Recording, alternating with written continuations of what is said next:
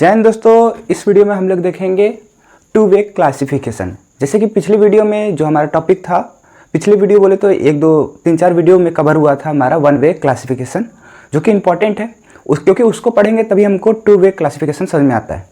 तो देखते हैं टू वे क्लासिफिकेशन है क्या। सीधा सा बात है कि थोड़ा सा ब्रीफ इंट्रोडक्शन दिया जाए, फिर लाइन बाय लाइन पढ़ेंगे। टू वे क्लासिफिकेशन क्या होता है? टू मतलब दो, क्लासिफिकेशन मतलब दो चीज़ को अलग अलग बांटना, या उसको कोई भी सम क्राइटेरिया या कोई फैक्टर या कोई चीज़ों के बेसिस पे या उसके करेक्टरिस्टिक्स पे उसको हम लोग अलग डिवाइड कर देते हैं ग्रुप या सब ग्रुप में, या अलग अलग टुकड़ों में रख देते हैं। बस उसी चीज़ को यहाँ पर समझना है। हाँ, लेकिन आने वाली समय में मतलब इसी वीडियो में एक टू वे क्लासिफिकेशन का टेबल पूरा होगा, जो कि एक उसका बेसिस बनाया गया है कि हाँ ऐसे इस टेबल को शो कर रहे हैं और सॉल्यूशन जैसे कि सॉल्व करते हैं वो इस प्रकार होगा। वो नेक्स्ट स्लाइड में मिल जाएगा आपको। तो चलिए देखते हैं लाइन बाय लाइन है क्या two way classification. The scheme of classification according to two factor is called two way classification. Two way classification कुछ नहीं है, कोई भी स्कीम ऑफ क्लासिफिकेशन को हम लोग दो फैक्टर से अगर दिखाते हैं या दो फैक्टर से हम लोग क्लासिफिकेशन करते हैं उसका, तो उसी को हम लोग टू वे क्लासिफिकेशन कहते हैं। और जब हम लोग उसकी एनालिसिस करते हैं and it's analysis is called two way analysis of variance, तब हम लोग उसको कहते हैं कि two way analysis of variance है। जब इसी चीज़ को, ये टू वे जो क्लासिफिकेशन है, इसको जब हम लोग एनालिसिस करते हैं तब इसको कहते हैं। ठीक है, ये इसका डिफिनेशन हो गया। डिफिनेशन में कुछ नहीं रखा है, इसका डिफिनेशन नहीं पूछा जाता है। 1-2 मार्क्स में पूछ लेते हैं ऐसे मन किया तो एग्जामिनर का, लेकिन मेन इस चीज़ में क्या आता है, इसका क्वेश्चन या इसका पैटर्न पूछ देगा कि इसको स्टेप बाय स्टेप बताइए कैसे आप इसको सॉल्व करते हैं या इसको कैसे सॉल्व किया जाता है। तो वो अभी आने वाले स्लाइड में मिलेगा। In two way classified data number of observation per cell may be equal और डिफरेंट। जो हमारा टू वे क्लासिफिकेशन है वो उसको जब हम लोग डिवाइड करते हैं तो उसका हर एक सेल में जरूरी वो इक्वल भी हो सकता है और साथ साथ वो अनइक्वल भी हो सकता है या डिफरेंट भी हो सकता है। अभी आगे इसको अच्छे से जानेंगे, क्योंकि उसको जब हम लोग टेबल से करेंगे तो ज़्यादा इजीली समझ पाएंगे। अभी इंग्लिश में उतना नहीं, इंग्लिश में बस उतना ही है कि नोट्स के लिए और थोड़ा सा हल्का फुल्का, जैसे कि 50-70% समझ में आएगा, लेकिन जब 80-90% समझना होगा तो टेबल जरूरी है। Be considered the case of one observation per cell in two way classification, value of the responsive variable are affected by two factor. अगर हम लोग इसी चीज़ में, अगर हम लोग की एक वैल्यू होगी या एक कोई भी चीज़ होगा, अगर उसको हम लोग पढ़ना चाहेंगे इस टू वे क्लासिफिकेशन की मदद से, तब इसमें भी दो फैक्टर की यूज होगी और दोनों फैक्टर उसको अफेक्ट करेगा। सीधा सा इस लाइन का मतलब ये है, जो हमारे सेल होंगे उसमें इक्वल भी हो सकते हैं, अनइक्वल भी नंबर हो सकते हैं। अगर हम लोग कोई भी चीज़ के बारे में पढ़ रहे हैं, कोई एक चीज़ के बारे में पढ़ रहे हैं, तो उसको दो फैक्टर उसको फैक्टर करेंगे। ये इसलिए तो नाम पड़ा है टू वे क्लासिफिकेशन। आगे देखते हैं। Let N observation are classified into K and H categories. चलिए मान लेते हैं कोई हमारा एन ऑब्जर्वेशन है, उसको हम लोग कोई कैटेगरी के बेसिस पर हम लोग के और एन एच में उसको स्प्लिट कर दिए या अलग अलग उसको बांट दिए या ग्रुप बना कर रखे हुए हैं। Let A1 A2 and so on AK according to some criteria of A। एक एक क्राइटेरिया से हम लोग इसको हम लोग रख दिए हैं A1 A2 AK। जैसे बोला गया है कि उसको K कैटेगराइज में रख दिया गया, क्लासिफिकेशन में रख दिया गया।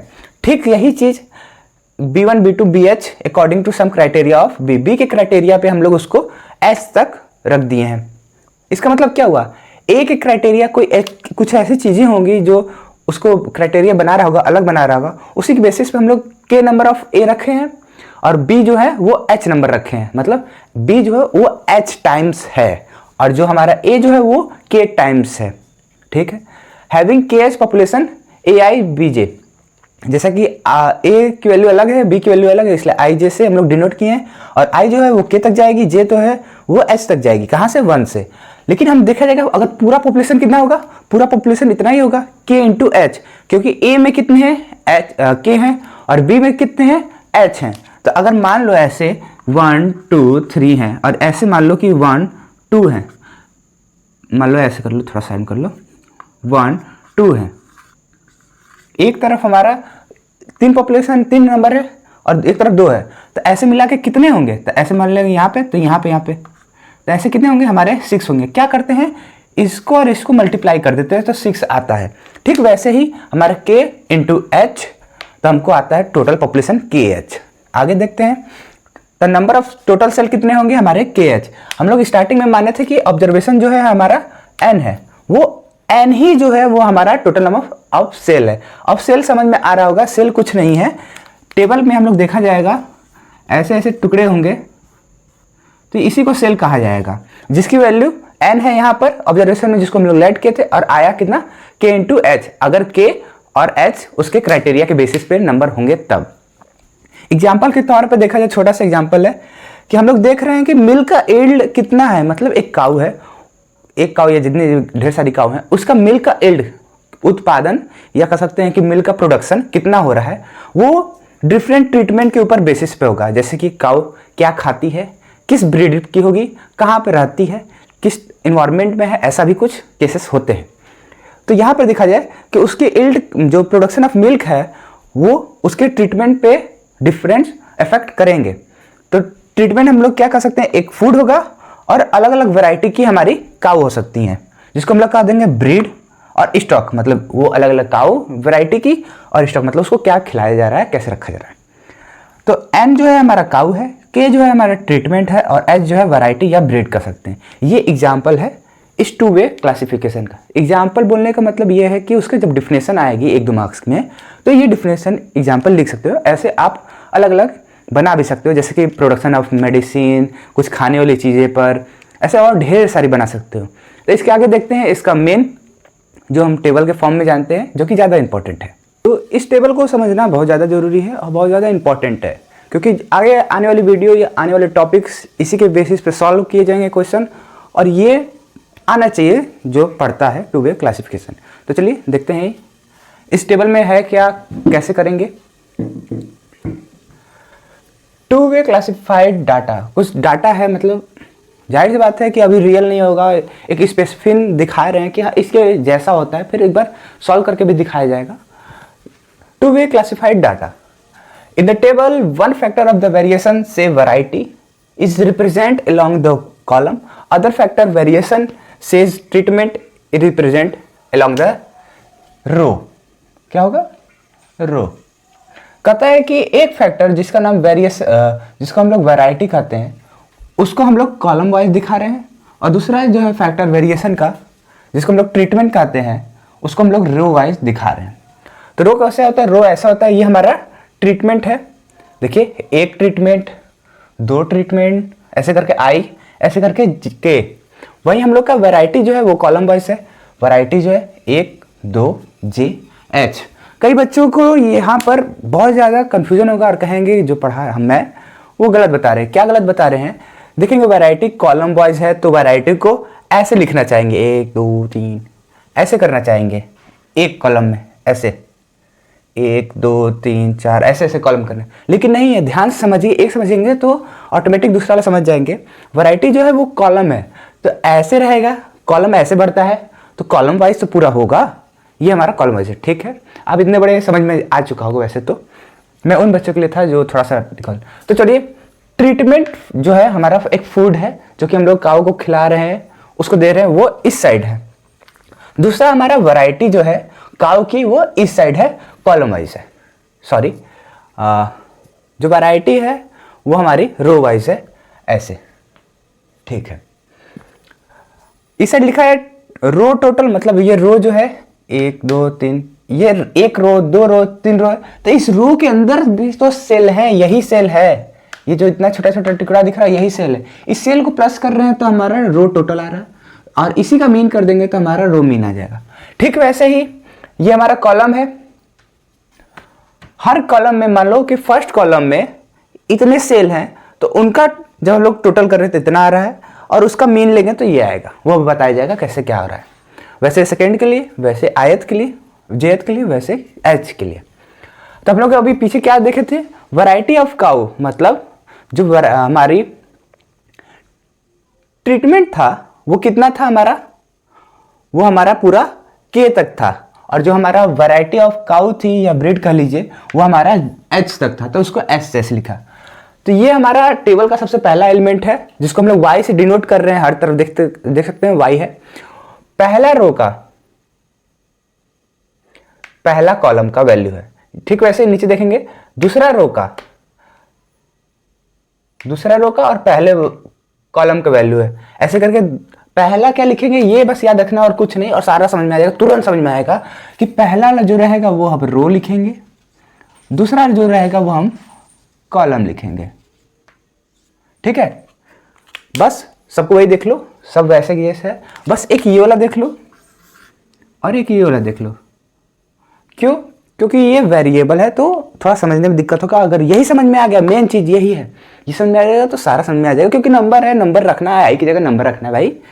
तो देखो वाई लिखा तो हम आ जाएंगे रो में, रो आई है तो लिख दिया आई, कॉलम जे है तो लिख दिया हम जे, सिंपल सा है।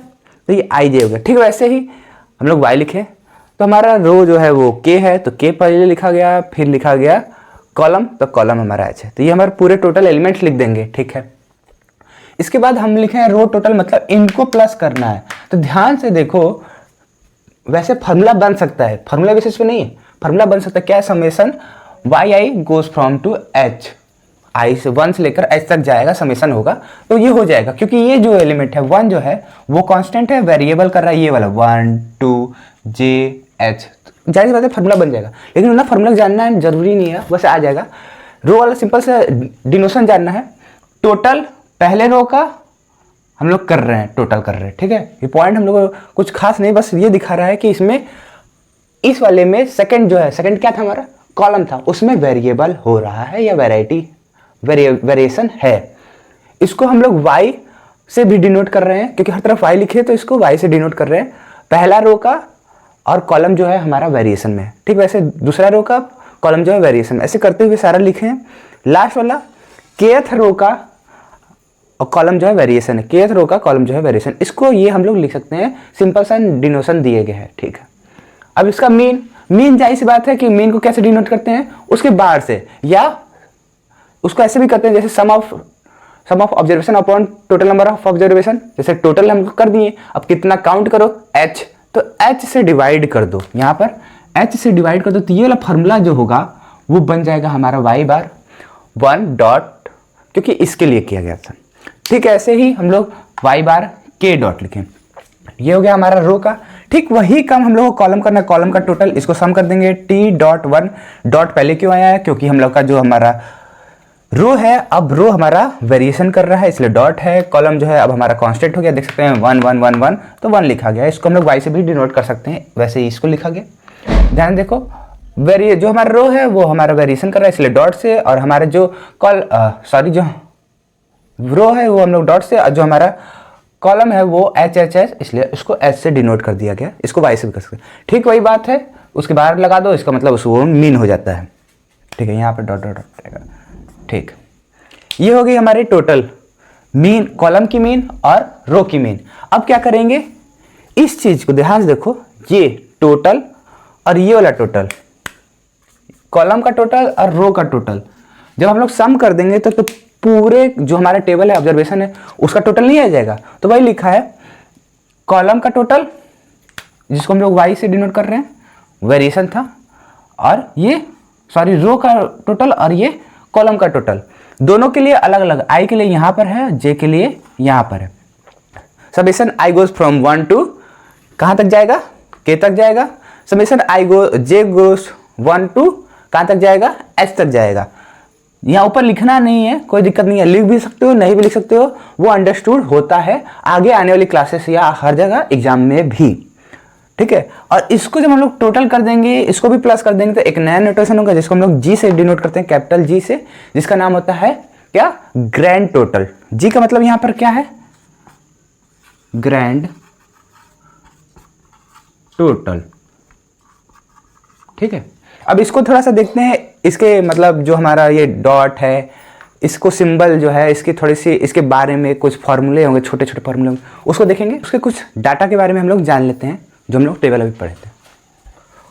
Model for to way classified data, उसी के लिए जो मॉडल जो है हम लोग अभी क्या पढ़े थे, टू वे क्लासिफाइड डाटा पढ़े थे, तो अब उसका मॉडल पढ़ेंगे। मॉडल मतलब होता है कि एक जनरल फार्मूला या उस फार्मूला की बेसिस पर उसका पूरा जो वर्क है वो चलेगा, उसी को मॉडल कहते हैं। मॉडल क्या है, मेन मॉडल ये है, इसी को हम लोग देखना है। इसमें कुछ ज़्यादा समझना वझना नहीं है, इसमें सीधा बात है, थोड़ा थोड़ा रटना है, लर्न करना है, सीधा है। क्योंकि फार्मूला है, फार्मूला कहाँ से आया वो अभी नहीं पढ़ना है, बस पढ़ना है क्या होता है। पहले है Y I J mu plus alpha I plus beta J plus gamma I J plus E मतलब एरर आई जे, ठीक है। जहाँ पे अगर इनका हम लोग पर्टिकुलर अलग अलग सम करेंगे, इनका इनका इनका अलग अलग सम करेंगे, पूरा टोटल ये दिख रहा है, तो उसकी वैल्यू हमेशा 0 आती है। इसकी वैल्यू 0 आएगी हमेशा, इसकी वैल्यू भी 0। जहाँ पर आई जो है 1 से जे तक है, एच तक है, और आई जो है 1 से के तक है, और जे जो है 1 से एच तक है।